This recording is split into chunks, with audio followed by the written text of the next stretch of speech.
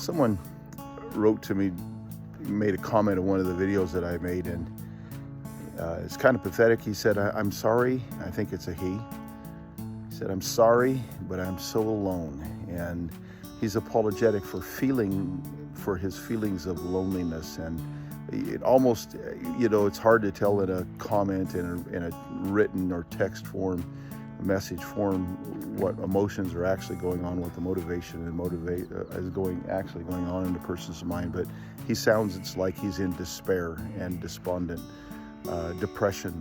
I'm so alone. I'm so alone.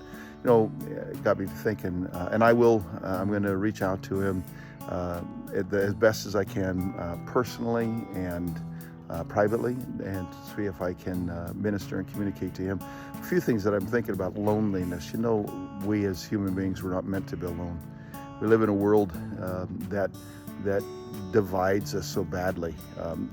Even social media is that way, because rather than talking to people face to face, having the actual where we're in each other's physical presence, and there's a kind of a warmth, and there's an energy, and there's just something about being in the physical presence of people. Well, because of social media, now people are becoming less and less motivated to get out and to get into public, and more just, speaking this way.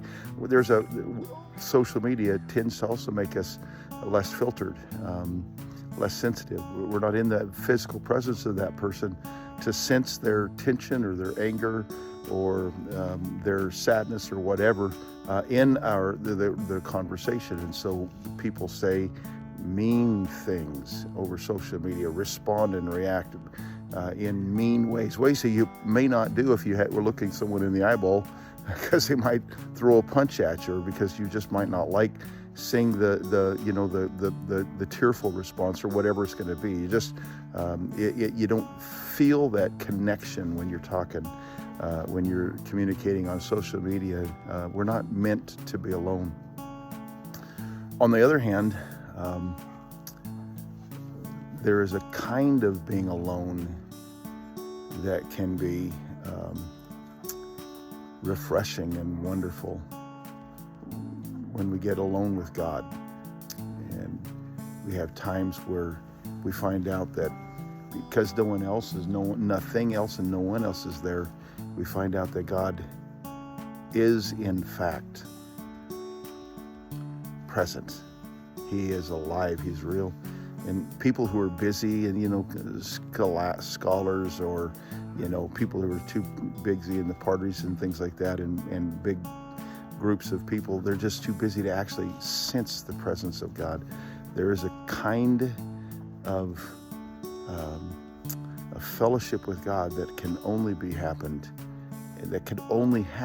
in the times of loneliness of life. And one of the things that reminds me of is the fact that the Bible teaches us, we're never alone. God never leaves us or forsakes us. He is always near. And so that anytime we look for him, anytime we seek him, we can find him. And even if we're not seeking him, he's still always there. There's no place we can go to run from it, to hide from him. And there's no place we can go that we could escape his presence. And there's no place and nothing we could do in our life that would make it so that if we didn't turn to him, he wouldn't be close enough to respond. We're never alone.